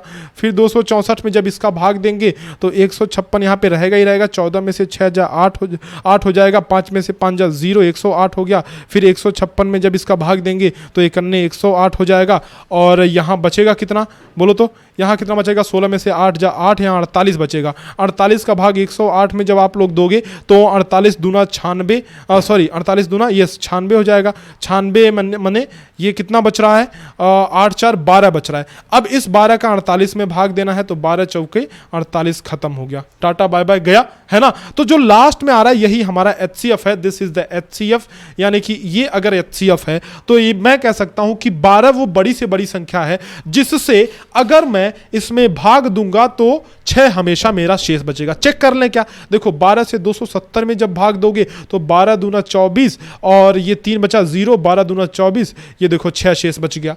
ठीक है, इसी तरह से जब 420 में भाग दोगे तब भी 6 शेष बच जाएगा। तो 12 will be 12 will be the correct answer. Let us move to the question number 48। The sum of these numbers 7.7, 7.07, 7.007, 7.77.0077 का समीशन आपको निकालना है, इनका योग आपको निकालना है। देखो 7.7 कह रहा है लिखो, 7.07 कह रहा है लिखो, 7.007 कह रहा है लिख दो जी। उसके बाद क्या कह रहा है 77.00 और उसके बाद 77 कह रहा है। अब देखो यहाँ पे क्या करना है आपको, सिंपल है, ये 7 तो आ गया, ये 7 7 14 हासिल 1, 7 के नीचे सब 0 है तो 7 1 8 हो गया, ये 7 के नीचे 0 है तो 7 हो गया, और ये 7 चौके 28 हासिल 2, 98.7844 47।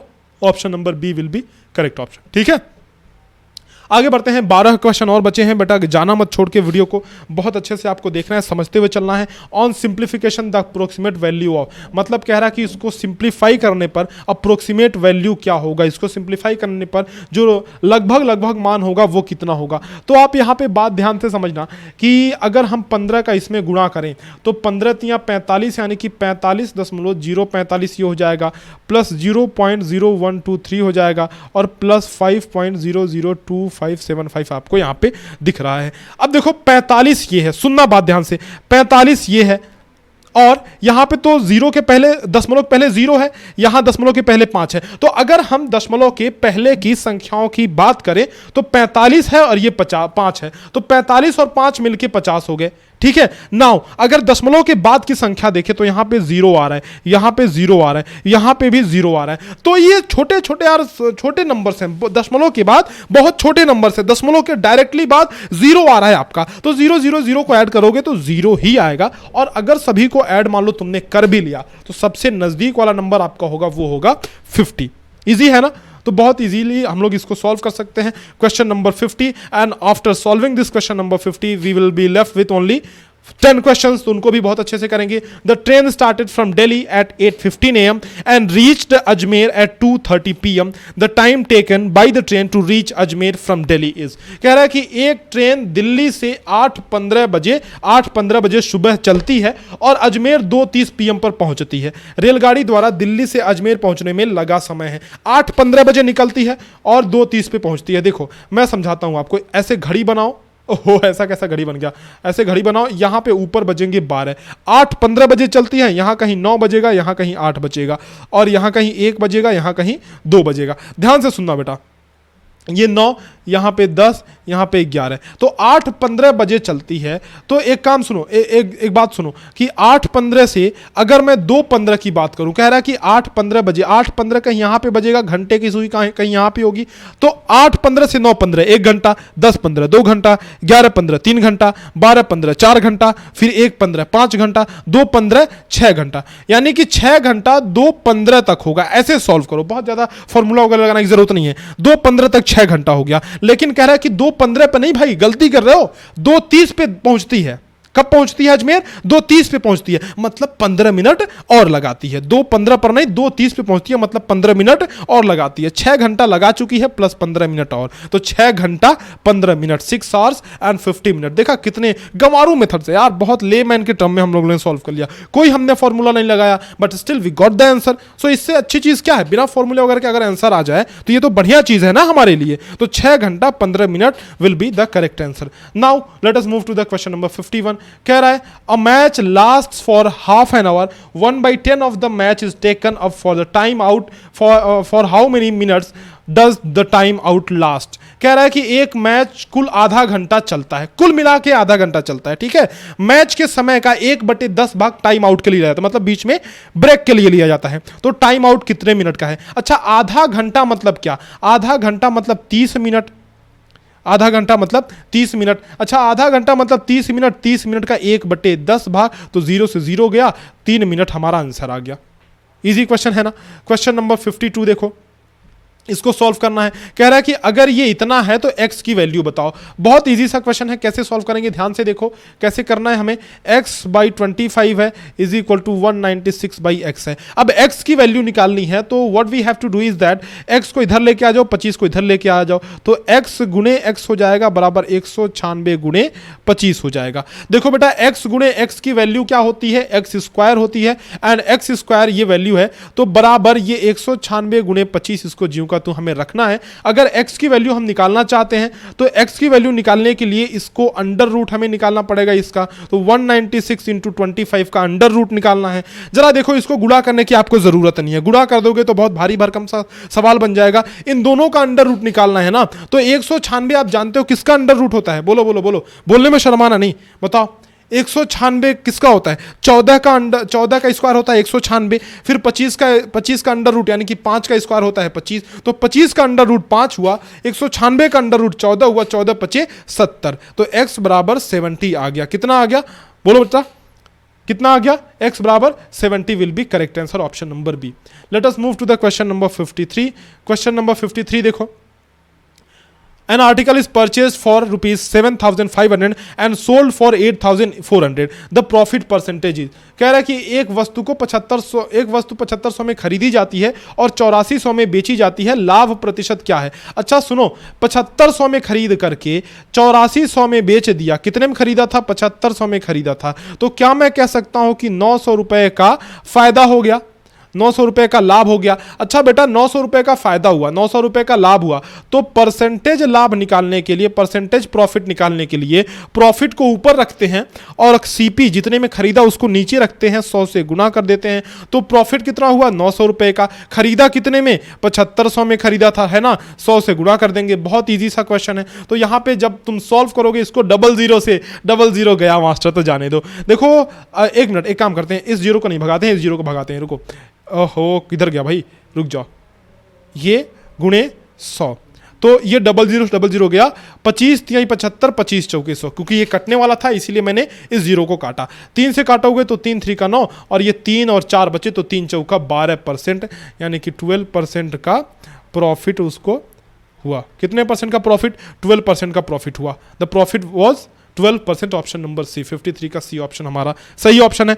बढ़ते हैं नेक्स्ट क्वेश्चन पे, 54। क्वेश्चन नंबर 54 देखो, कह रहा है कि A buys a radio at 3/4 of its marked price and sells it at 20% more than the marked price. What is A's gain percentage? कह रहा है A एक व्यक्ति है, एक तुम्हारी तरह चिंटू पिंटू एक A है, वो क्या करता है, रेडियो को उसके अंकित मूल्य के 3/4 में खरीदता है तथा इसे अंकित मूल्य से 20% अधिक पर बेच देता है। A का लाभ प्रतिशत क्या है? देखो, ये जाता है रेडियो की दुकान पे, ये बोलता है भैया रेडियो का एक बक्सा होता है, उस पर 100 रुपया लिखा होता है मान लो, ठीक है। तो इसने क्या किया यार, बार्गेनिंग में ये बहुत तगड़ा आदमी है ना, ये बातचीत में बहुत माहिर आदमी है। तो इसने क्या कहा कि भाई दुकानदार, यार भैया आप 100 में बहुत ज्यादा दे रहे हो, 100 लिखा हुआ है ना, आप तो कम में दोगे ना मुझे, है ना। तो उसने दुकानदार से चिरौरी मिनती करके, उसने क्या किया, विनती करके उसने बोला कि भाई ये 100 रुपए का सामान है, 3/4 में दे दो। तो बोला ठीक है ले जाओ। तो 100 गुणे 3/4, 3/4 में उसने खरीद लिया। 4 गुणे 25 बराबर 100, 25 चौके 100, 25 75, यानी कि 100 रुपए का सामान उसने 75 में खरीद लिया।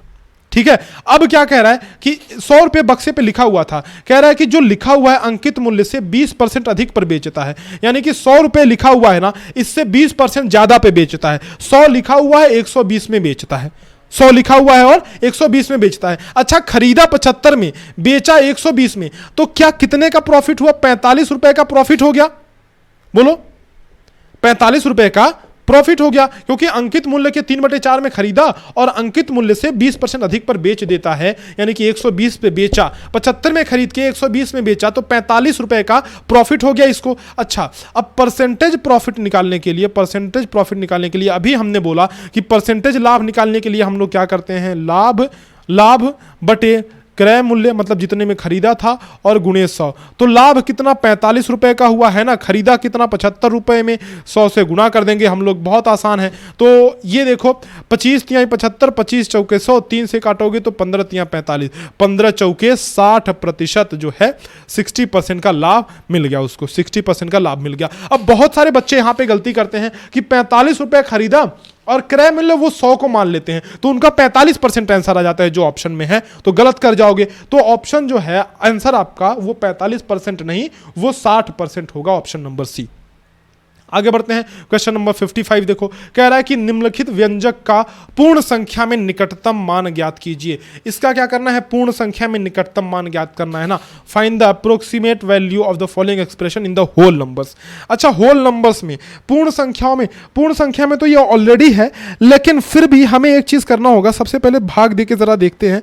भाग, ये बीच में भाग है ना, सबसे लास्ट में देखो भाग है, तो इसको हम लोग भाग करके देखते हैं। सबसे पहले एक्सप्रेशन को सॉल्व करके देखते हैं। तो जब हम लोग 349 गुणे 51 करेंगे, 349 गुणे 51 करेंगे, तो ये आ जाएगा 17,799, 17,799 प्लस हमारा क्या हो जाएगा? देखो, प्लस हमारा होगा 632 भागा 31, तो 632 भागा 31, तो ये हमारा होगा 632 भागा 31, तो 20.38 ये हो जाएगा। कितना?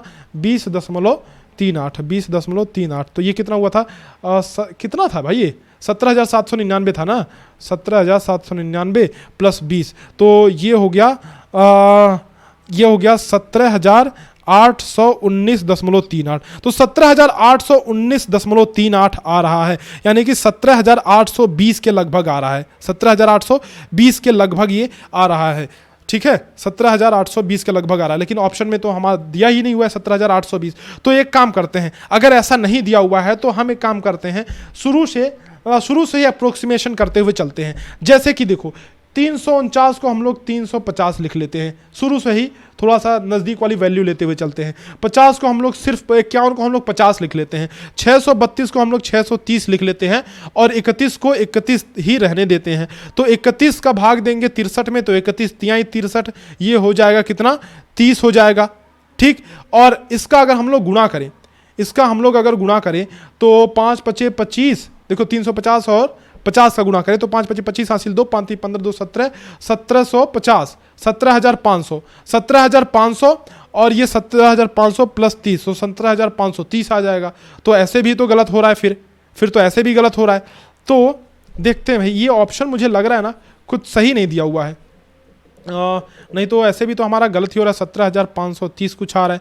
एक काम करते हैं, 17,819 ऐसे ही आप करो, इसको करना कि सबसे पहले अप्रोक्सीमेट वैल्यू फाइंड आउट करना है ना, सिंपल सी बात है। तो 17,799 इसको गुणा करने पे आ रहा है। एक बार मैं दोबारा से चेक कर लेता हूँ कि 17,000, रुक जाओ, सीधा ऐसे करते हैं, 349 इंटू 51 एंड प्लस आपको क्या करना है 632 भागा 31, तो ये हो रहा है 17,819.38। यस, तो इतना ही आ रहा है 17,819.38। तो 17,819.38 के सबसे करीब कौन सा होगा? सबसे करीब देखो बेटा 17,800, यही होगा ऑप्शन नंबर सी। सबसे करीब हमारा ऑप्शन नंबर सी ही होगा। लेकिन मुझे ऐसा लगता है कि कुछ ना कुछ गड़बड़ी ही है इस क्वेश्चन में, तो दूसरे तरीके से भी इसको सॉल्व करने की कोशिश करते हैं। एक बार और से ट्राई करते हैं, देखते हैं बेटा कि क्या हमारा आंसर आता है। फिर से एक बार कोशिश करते हैं। देखो, एक काम करते हैं, इसको अगर 349 को 350 अगर हम मान लेते हैं, ठीक है, नज़दीक 50 को 50 मान लेते हो, तो 351 को 50, 350 गुणे 50 हो गया, प्लस 632 को हम लोग 630 मान लें, और भागा 31 को हम लोग मान लो 30 मान लें। 31 को हम लोग 30 मान लें। अब देखते हैं क्या आता है। तो अब 5 बचे, ये देखो इनका गुणा करेंगे जब हम लोग 350 और 50 का, तो इसका गुणा करने पर हमें मिलेगा, एक जगह लिख लेते हैं 350 50 630 30, तो 350 गुणे 50 प्लस 630 भागा 30। इसको लिखने पर जब हम लोग गुणा करेंगे 350 गुणे 50 करेंगे हम लोग, तो 350 इंटू 50 दिस विल गिव 17,500। तो ये हो जाएगा 17,500, और ये जब भाग दोगे तो 30 का इसमें भाग दोगे तो ये आ जाएगा 21 आ जाएगा, तो 17,521 आ जाएगा। अच्छा अच्छा अच्छा, लग रहा है वो इस तरह से मान के किया है, 17,521, यस डी ऑप्शन तब सही होगा। अच्छा, इस तरह से मान के आपको करना है, लेकिन ये वैसे उतना सही नहीं है, ऑप्शन थोड़ा कंफ्यूजिंग है, क्योंकि सही तरीका तो यही है कि हम लोग सबसे पहले सॉल्व करें और उसके बाद अप्रोक्सीमेशन लें, लेकिन इसने सबसे पहले ही अप्रोक्सीमेशन ले लिया है, यानी कि 17,521 हमारा सही आंसर होगा जब हम लोग सबसे पहले ही अप्रोक्सीमेशन लेकर के सॉल्व करेंगे। ठीक है, अच्छा ही क्वेश्चन मानूंगा, लेकिन थोड़ा कंफ्यूजिंग था। क्वेश्चन नंबर 56 पे बढ़ो। एक राशि 16 वर्ष में साधारण ब्याज से दुगनी हो जाती है, वार्षिक दर क्या होगी? A sum of money will double itself in 16 year at simple interest with a yearly rate of. कह रहा है कि कोई धन दुगना हो जाता है कितने साल में? 16 साल में। गुरुजी का जंतर याद करो कि जब कोई धन कोई गुना हो जाता है, 4 गुना, 5 गुना, 2 गुना, 3 गुना, तो आपको फॉर्मूला लगाना है n-1 is equal to RT/100। n मतलब कितना गुना हो गया, तो कितना गुना हो गया? डबल हो गया, मतलब 2 गुना हो गया, तो n की जगह पे 2 रखना है, 2 - 1। और कह रहा है इंटरेस्ट रेट बताना है आपको, रेट तो बताना है, तो r को वैसे ज्यों का त्यों रखो। 16 साल में कह रहा है, तो टाइम बराबर 16, t की जगह पे 16 रखोगे, बटे में 100 कर दोगे। सिंपल आपका ये फॉर्मूला है, गुरुजी का जंतर याद करना, सिंपल फॉर्मूला। दो में से एक जब घटाओगे तो 1 हो जाएगा, 100 को इधर ले आकर के गुणा कर दोगे तो 1 गुणे 100 बराबर r गुणे 16। तो रेट निकालनी है ना, तो 16 को इधर ले आकर के भाग दे दो, 100 गुणे 1 बराबर इधर तो 100 ही होगा, 16 का भाग दे दोगे तो बराबर r। यानी कि मैं कह सकता हूं 16 को काट लेते हैं बेटा, तो 4 से काटूं तो 4 चौके 16 और ये 25, यानी कि 25/4, 25/4 आया हमारा रेट। और इस 25/4 को जो हमारा रेट आया, इसको अगर हम लोग बदलें किसमें? मिक्स फ्रैक्शन में, तो 4 6 का 24, 6 सही 1/4% हमारा सही आंसर होगा। फॉर्मूला याद करना, देखो 6 सही 1/4% हमारा सही आंसर होगा। फॉर्मूला होगा n-1 is equal to RT/100। ठीक, नेक्स्ट क्वेश्चन, 4 क्वेश्चन और बचे हैं, जल्दी जल्दी करते हैं। यदि एक समकोण त्रिभुज की 2 लंबवत भुजाएं 5 सेंटीमीटर तथा 12 सेंटीमीटर हैं, तो इस त्रिभुज का परिमाप क्या है? If 2 perpendicular side of a right angle triangle are 5 centimetre and 12 centimetre, its perimeter is. कह रहा है कि राइट एंगल ट्रायंगल है, समकोण त्रिभुज, याद करो मैंने आपको पढ़ा रखा है। कह रहा है कि ये राइट एंगल ट्रायंगल की 2 भुजाएं, एक तो 5 सेंटीमीटर है, एक 12, तो नीचे को 5 मान लेते हैं, इसको 12 मान लेते हैं। तो ये वाली साइड कितनी हो जाएगी? आप याद करो पाइथागोरस थ्योरम, अंडर रूट इस 12 का स्क्वायर कर देंगे और 5 का स्क्वायर कर देंगे, तो 12 का स्क्वायर प्लस 5 का स्क्वायर मतलब अंडर रूट 12 का स्क्वायर 144 हो गया, 5 का स्क्वायर 25 हो गया, मतलब अंडर रूट ये 169 हो जाएगा, जिसका मतलब हो जाएगा 13, जिसका अंडर रूट निकल के आ जाएगा 13, यानी कि ये साइड हमारी 13 आ गई। अब परिमाप की बात कर रहा है, परिमाप पूछ रहा है, पेरीमीटर पूछ रहा है, तो सबको जोड़ लो, 13 और 12 25 और 5 30, तो 30 हमारा पेरीमीटर हो जाएगा परिमाप। डी ऑप्शन हमारा सही ऑप्शन होगा। ठीक है, आगे बढ़ते हैं नेक्स्ट क्वेश्चन पे। हमारा डी ऑप्शन ये सही हो गया, 30 centimetre. Next question, 3 more questions are left.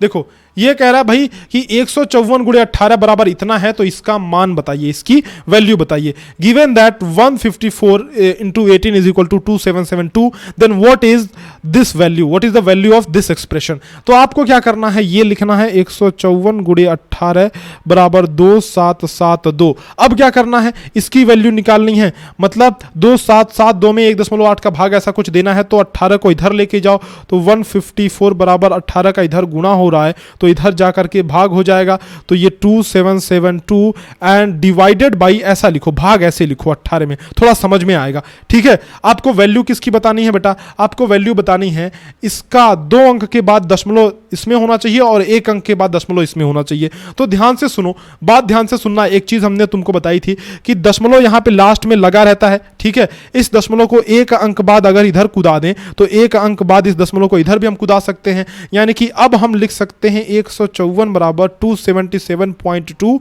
और नीचे 1.8 लिख सकते हैं। एक एक दशमलव हमने इधर की तरफ खिसका दिया है, लेकिन 1.8 तो हमें मिल गया, ये नहीं मिला हमें 27.72, 1 दशमलव इसमें और कुदाना है। तो सुनो, ऐसा करेंगे कि अब नीचे तो नहीं कूदा सकते, नीचे तो हो गया, जंप नहीं करा सकते अभी, लेकिन इसमें तो करा ही सकते हैं ना। तो इसमें जब जंप कराओगे तो इस साइड का भी दशमलव इधर जंप कराना होगा, यानी कि 15.4 is equal to 27.72 divided by 1.8। और इसको हम इस प्रकार से भी कुछ लिख सकते हैं कि 15.4 बराबर 27.72 डिवाइडेड बाई 1.8। ठीक है, इस प्रकार से भी इसको लिखा जा सकता है। तो हमारा आंसर होगा 15.4। इसकी वैल्यू देखो, इसकी वैल्यू ही तो पूछ रहा था, 27.72 डिवाइडेड बाई 1.8 की वैल्यू हो गई 15.4। ठीक है, 15.4 will be the correct answer, option number B. दो क्वेश्चन और बचे हैं, जल्दी से करके खत्म करते हैं इनको भी। Question number 59 and question number 60। देखो क्वेश्चन नंबर 59 औसत का, क्वेश्चन नंबर 60 एक और क्वेश्चन है। चलो एक काम करते हैं, क्वेश्चन नंबर 60 सबसे पहले कर लेते हैं, फिर 59 करेंगे, क्योंकि 59 question is a bit harder than the question number 60। तो थोड़ा सा कठिन है, लेकिन कर लेंगे हम लोग। कह रहा है कि in a school 3/5 of the children are boys and the number of girls is 800, the number of boys is. कह रहा है कि एक विद्यालय में 3/5 बच्चे लड़के हैं तथा लड़कियों की संख्या 800 है, तो लड़कों की संख्या क्या है। देखो मुन्ना कह रहा है कि कुल एक विद्यालय में 3/5 बच्चे लड़के हैं, ठीक है, लड़कियों की संख्या इतनी दे रखी है, लड़कियों की संख्या इतनी दे रखी है। सुनो एक बात समझो कि मान लो विद्यालय में कुल कुछ लड़के लड़कियां हैं मिला करके, इसमें से कुछ बॉयज हैं and there are some girls और there are some girls also there in the school. अरे गिव्स लिखा हूं क्या, तो हमने गर्ल्स यहां पे लिखा, कुछ बच्चे हैं कुछ बच्चियां हैं। कह रहा है कि जो बच्चे हैं ना वो 3/5 भाग हैं, तो अगर लड़के 3/5 भाग हैं तो क्या मैं कह सकता हूं कि 5 में से 3 ये घटा दो, यानी कि 5 में से 3 घटाया तो 2 आया। देखो 5 में से 3 घटा देना है, 2 आया, 2/5 भाग लड़कियां हो जाएंगी। लड़के 3/5 भाग हैं तो 2/5 भाग लड़कियां हो जाएंगी। अच्छा 2/5 भाग अगर लड़कियां हो गई और लड़कियों की संख्या दे रखी है यानी कि 800, कह रहा है कि लड़कियों की संख्या 800 है तो लड़कों की संख्या निकालनी है। यानी कि बात सुनो, हमें क्या करना है, 2/5 की वैल्यू दे रखी है और 3/5 की वैल्यू निकालनी है।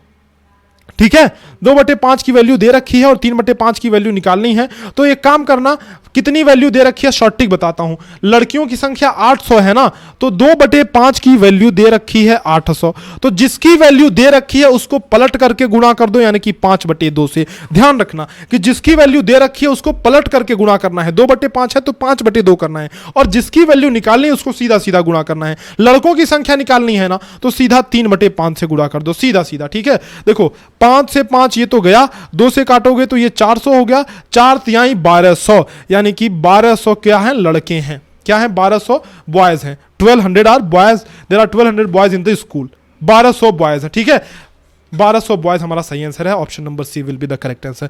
Now let us move to the last question of this question paper and the last question of the mathematics as well. So let us move to the question number 59 and this question was a bit harder from the question number 60, so that's why I have taken this question at the last. आप सभी को solve करना है। A cricketer has an average of 28 runs in 24 innings, how many runs must he score in the 25th inning to make his average 29। कह रहा है कि भाई एक क्रिकेट के खिलाड़ी की 24 पारियों में रनों का औसत 28 है, वह 25वीं पारी में कितने रन बनाए ताकि उसका औसत 29 हो जाए। देखो बहुत ही शानदार मेथड से बताऊंगा, समझना।